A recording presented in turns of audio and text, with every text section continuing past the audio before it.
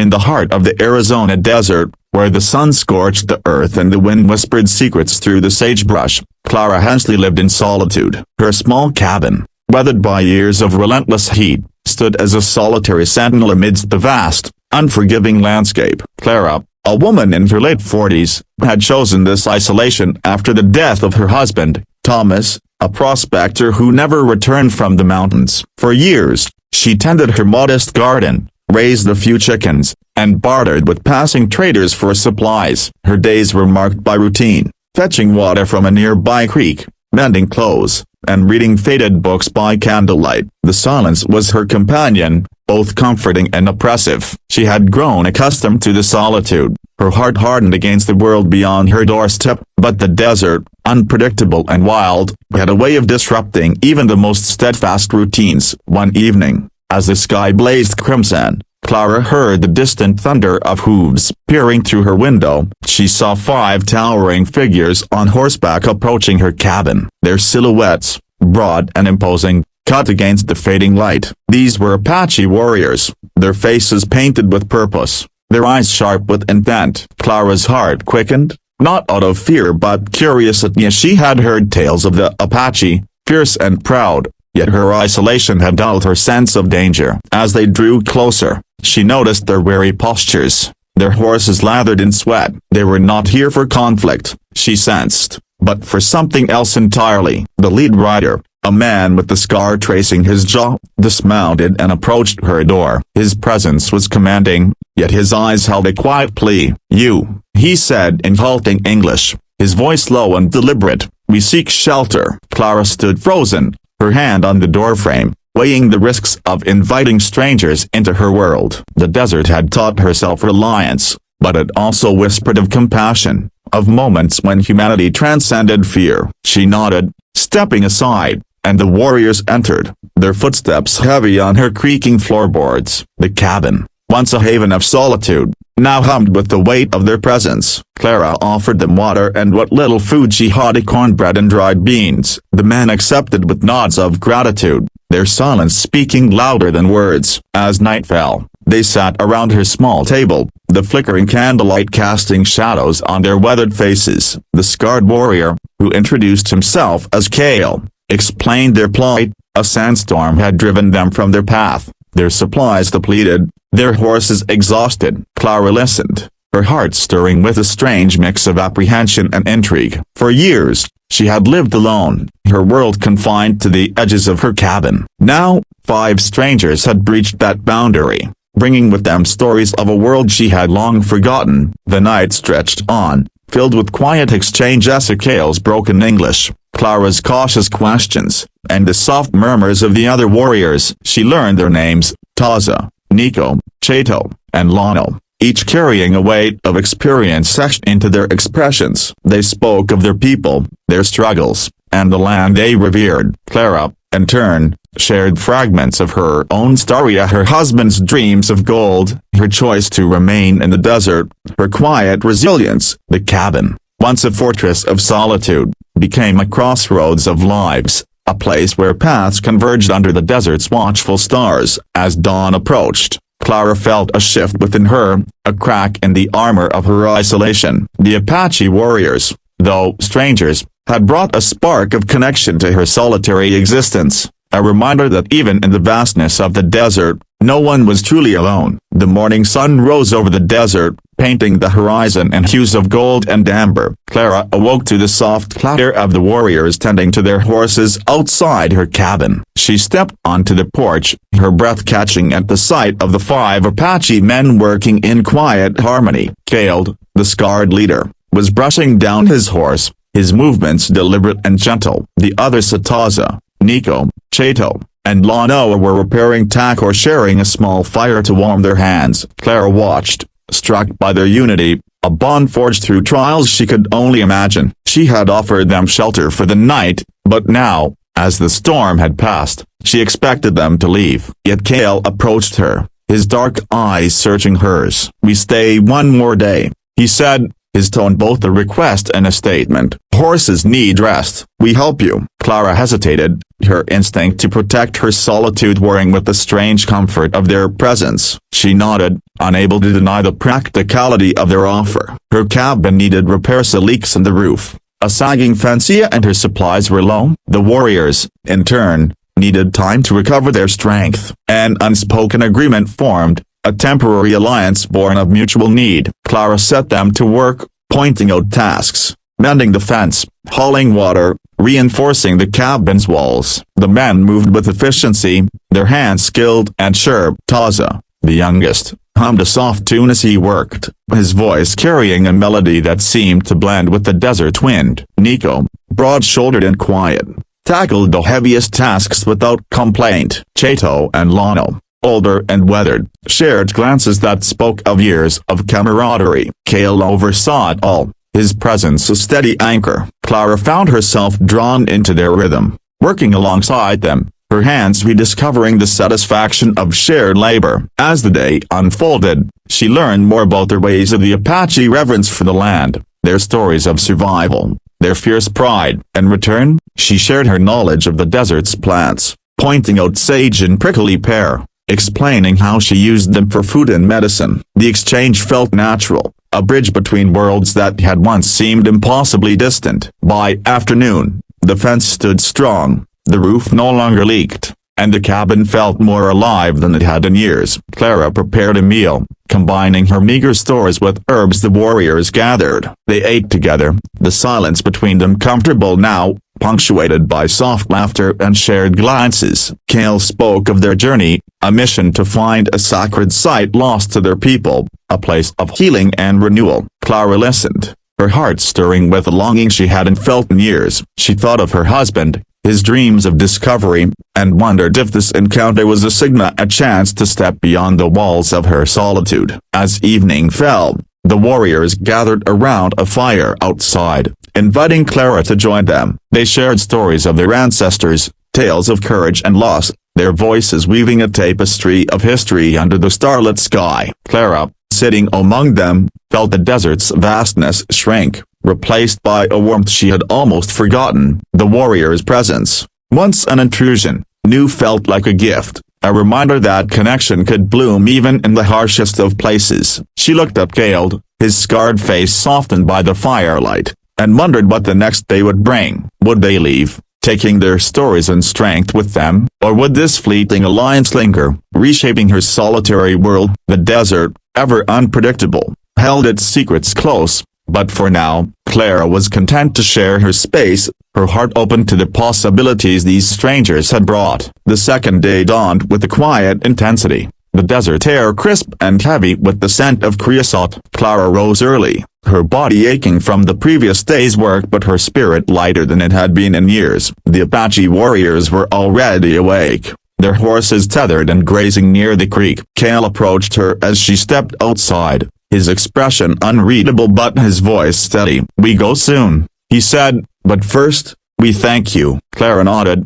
unsure how to respond to gratitude from men who owed her nothing. She had given them shelter, but they had given her something more, a glimpse into a world beyond her own, a spark of connection that had reignited a part of her she thought long dead. She offered them breakfast, a simple meal of flatbread and mild honey she had traded for months ago. As they ate, Taza, the youngest warrior, spoke of their destination, a hidden canyon where their people believed the spirits of their ancestors dwelled. The journey was perilous, he said, with rival tribes and treacherous terrain lying in wait. Clara listened, her mind painting vivid images of the canyon, its walls carved by time, its secrets guarded by the desert's silence. She felt a pull, a desire to know more, but she pushed it aside, reminding herself that her place was here, in her cabin, alone. Yet the warriors seemed in no hurry to leave. They lingered, helping Clara with smaller tasks, sharpening her tools, reinforcing her chicken coop,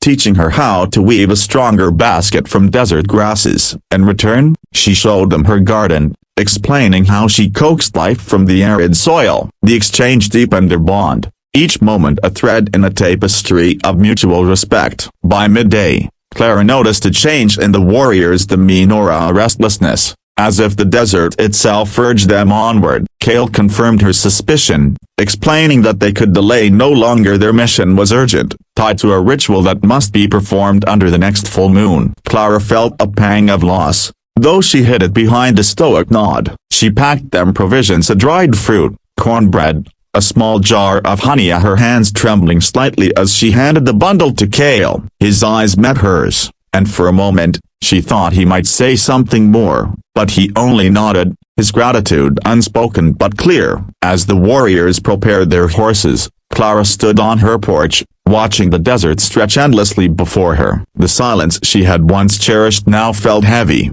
tinged with the echo of their voices. Taza, ever the talkative one, approached her with a small gift, a beaded bracelet woven with intricate patterns. "For you," he said, his smile bright. Clara accepted it, her fingers tracing the beads, each one a story she would never fully know. The warriors mounted their horses, their figures tall and proud against the horizon. Kale turned to her one last time, his voice low. "You are strong, Clara. Like the desert, you are not alone." The words struck her deeply, a balm for a wound she hadn't realized still bled. As they rode away, their hooves kicking up dust that shimmered in the sunlight, Clara felt the weight of their departure settle in her chest. She slipped the bracelet onto her wrist, its colors vivid against her sun-worn skin. The desert was quiet again, but it was a different silence now, one filled with the memory of shared meals, shared stories, shared labor. Clara returned to her cabin, her heart a little less guarded,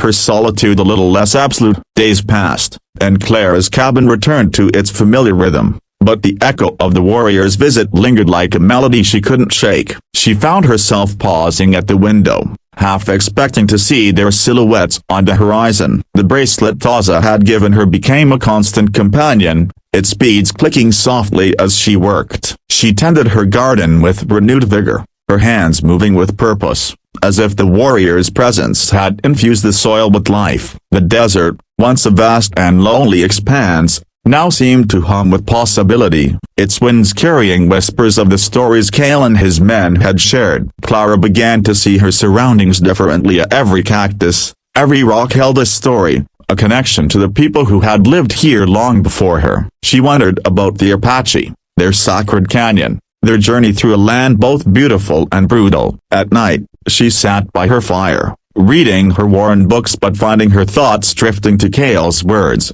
"You are not alone." The face haunted her, stirring memories of her husband, of the life they had planned before the desert claimed him. She had built walls around her heart, convinced that solitude was her strength. But the warriors had shown her otherwise. Their brief stay had reminded her of the power of human connection, of the way shared moments could reshape a life. One morning, as she fetched water from the creek, Clara noticed hoof prints in the sand, fresh, deliberate, leading toward her cabin. Her pulse quickened, a mix of hope and apprehension. She followed the tracks, her eyes scanning the horizon. There, in the distance, she saw a single rider approaching. It was Taza, his youthful face unmistakable even from afar. He rode with urgency, his horse kicking up clouds of dust. When he reached her, he dismounted, his expression grave. "Clara," he said, breathless, "Kale is hurt. We need your help." The words hit her like a gust of desert wind. She didn't hesitate, grabbing her satchel and filling it with herbs, bandages, and the few medical supplies she had. Taza explained as they rode. Their party had been ambushed by a rival group, and Kale had taken an arrow to the shoulder. They had found refuge in a nearby cave, but Kale's wound was festering, and they lacked the knowledge to treat it. Clara's mind raced, her years of tending to her own injuries in the desert now a lifeline for another. The ride was grueling, the sun relentless, but Clara felt a clarity of purpose she hadn't known in years. When they reached the cave, she found Kale lying on a bed of blankets, his face pale but his eyes still sharp. The other warriors, Aniko, Chato, and Lanoa, greeted her with nods, their relief palpable. Clara knelt beside Kale, her hands steady as she examined the wound. It was deep, the skin angry and swollen, but she worked with calm precision, cleaning it with water and applying a poultice of sage and yarrow. Kale watched her, his gaze steady despite the pain. "You came," he said softly, his voice a mix of gratitude and wonder. Clara met his eyes, her own resolve strengthened. "You said I'm not alone," she replied. "Neither are you." The cave, dim and cool, became a sanctuary of sorts, a place where Clara's skills and the warrior's trust wove a new bond. As she worked, the others shared their stories of the ambush, their voices low but steady. Clara listened, her hands never faltering, her heart finding a place among these men who had once been strangers. The desert, with all its harshness, had brought them together again, and Clara knew her life would never be the same. The night seemed to stretch into eternity as Clara stood within the circle, the glowing spiral at her feet casting airy light on the riders' faces. The visions flooding her mind grew clearer, images of a woman, her ancestor perhaps, who had once walked this desert, her hands stained with ochre as she painted sacred symbols on canyon walls. The woman's life was one of purpose, tied to the land, her art a bridge between the physical and the spiritual. Clara felt a kinship with her, a shared thread across time. The stone in her hand was no longer just a stone, it was a key, unlocking memories the desert had preserved for her. The leader spoke again, his voice cutting through the visions. She was called Nella, the keeper of visions. Her paintings held the desert's power, its warnings, its promises. When she passed, the desert waited for another to take her place. It waited for you. Clara's eyes widened. She had never believed in destiny, had chosen solitude to escape the chaos of fate. Yet here she was,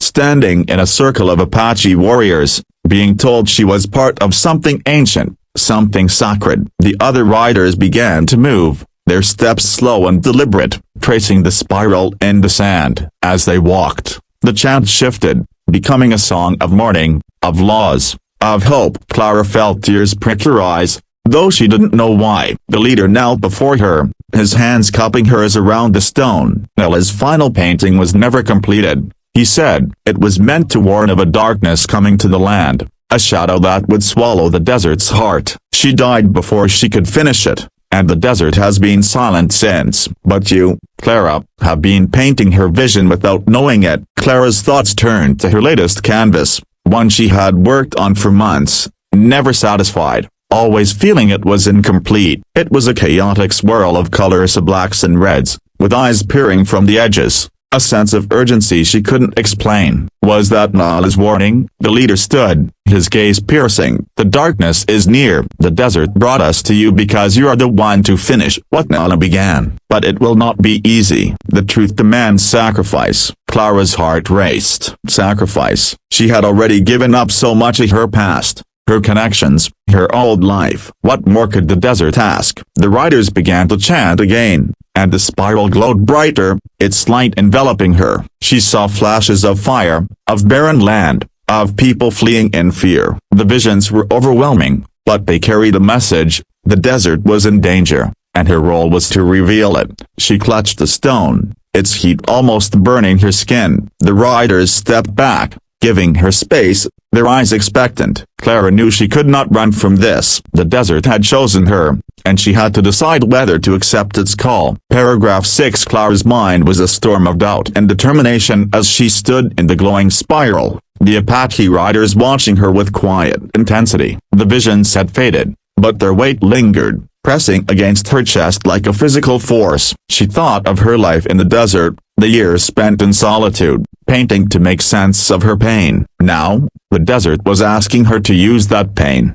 to channel it into something greater. She looked at the leader, his face a map of wisdom and resolve, and asked, "What is the darkness you speak of? What am I supposed to do?" The leader's expression grew somber. "The darkness is greed, Clara. Men who tear at the desert's heart, seeking its treasures without respect. They dig into sacred places, poison the water, silence the spirits." Nala saw this coming, and her final painting was meant to show the way to stop it. Clara's thoughts turned to the rumors she'd heard in Redstania, whispers of a mining company moving into the area, their machines rumbling in the distance, their promises of wealth met with unease by the locals. She had ignored them, thinking they had no place in her solitary world. But now, it seemed the desert itself was calling her to act. The leader gestured to her house, to the easel visible through the open door. "Your painting is the key," he said. "Finish it, and the desert will speak through you. It will show the world what must be done. Clara nodded,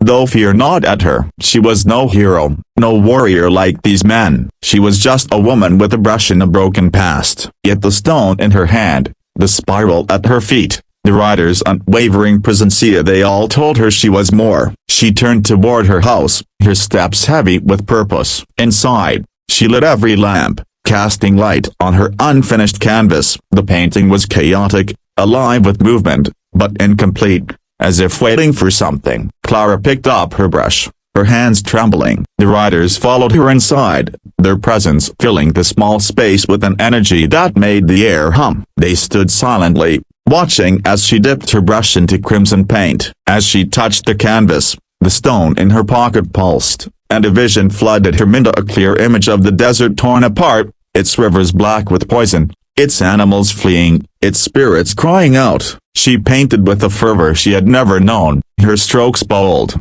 her colors vivid. The riders began to chant again, their voices guiding her, steadying her. Hours passed, the night blurring into a timeless haze. Clara's painting took shape, a warning, a plea, a call to protect the land she loved. As dawn broke, she stepped back, exhausted but exhilarated. The canvas was complete, a masterpiece of pain and power. The riders nodded, their faces lit with approval. But the leader's next words chilled her. The painting is only the beginning. You must take it to the world. Paragraph 7. Clara stared at the completed painting, its colors seeming to pulse with a life of their own. The spiral at its center mirrored the one in the sand, surrounded by images of destruction and hope, a cracked earth, dying plants, but also a single blooming cactus, a symbol of resilience. The Apache riders stood behind her, their presence both comforting and daunting. She had finished Nella's vision, but the leader's words echoed in her mind. Take it to the world. Clara had avoided the world for years, her solitude a shield against its chaos. Now, she was being asked to step into it, to confront the forces threatening the desert. She turned to the leader, her voice unsteady. How do I do this? I'm just one woman. No one will listen. The leader's eyes softened, but his tone was firm. The desert chose you because you listen. Your painting speaks its truth. Show it to those who will hear. Clara thought of Redstone, the small town where people whispered about her but never truly knew her. Could they be convinced? And what of the mining company? With its money and influence, the task felt impossible, but the stone in her pocket pulsed, reminding her of the visions, of Nella's legacy. The riders began to move, preparing to leave, their horses stamping outside. The leader placed a hand on her shoulder. We will guide you, but you must walk the path. With that, they stepped into the dawn, mounting their horses. Clara followed, clutching the painting, its canvas wrapped in cloth. The riders led her across the desert, their forms blending with the rising sun, their horses leaving no tracks in the sand. They rode to a canyon Clara had never seen, its walls etched with ancient symbols that matched her painting. The leader dismounted, pointing to a flat rock at the canyon's entrance. Place it here, he said. Clara obeyed, setting the painting down, its colors vivid against the stone. As she did, the ground trembled, a low rumble echoing through the canyon. The symbols on the walls glowed, and Clara felt a surge of energy, as if the desert itself were awakening. The riders chanted, their voices rising to a crescendo. Suddenly, a crowd appeared of people from Redstone, drawn by an unseen force, their faces filled with awe. They gathered around the painting, whispering, pointing, understanding. Clara realized the desert had called them too, using her art as its voice. The mining company's plans were exposed, their greed laid bare by the painting's truth. The townsfolk vowed to protect the land, their voices rising in unison. Clara stood back, overwhelmed, as the riders watched in silence. The leader nodded, his mission complete. But there was one final twist waiting, one Clara could not yet see. Paragraph 8. As the townsfolk rallied around the painting, their voices echoing through the canyon, Clara felt a strange lightness, as if a weight had lifted from her soul. The desert's call had been answered, its warning delivered through her art. The people of Redstone, once distant, now looked at her with respect, their whispers replaced by gratitude. The mining company's representatives arrived, their faces pale as they saw the crowd, the painting, the undeniable power of the desert's truth. They left without a word, their plans abandoned, at least for now. Clara stood by the rock, her heart full but her mind uneasy. The riders had promised guidance, but they were fading, their forms shimmering like mirages in the morning light. The leader approached her one last time, his eyes holding a secret. "You have done what Millet could not," he said, "but there is one truth you must face." Before Clara could ask, he touched the stone in her pocket, and a final vision flooded her mind. She saw herself, years ago, standing in this very canyon, a young girl with her family, laughing, unaware of the fire that would soon take them. She saw herself return, broken, choosing solitude to escape her grief. But the vision showed Moria her family's spirits had never left her, their love woven into the desert, guiding her to this moment. The riders were not just Apache warriors, they were guardians, spirits sent to help her heal, to help her save the land. Clara's knees buckled, tears streaming down her face. The leader smiled, his form dissolving into light. "You were never alone," he whispered. The other riders followed, their horses galloping into the sky, becoming stars. Clara stood alone, yet not alone, surrounded by the townsfolk, the canyon, the desert that had always held her. The painting remained, a beacon of truth, its colors eternal. She knew now why she had painted, why she had stayed. The desert had chosen her, not just to save it, but to save herself. The crowd cheered, but Clara's eyes were on the horizon, where the riders had vanished. The shock was not just the desert's salvation, but her own, a truth that would stay with her forever, painted in the colors of her heart.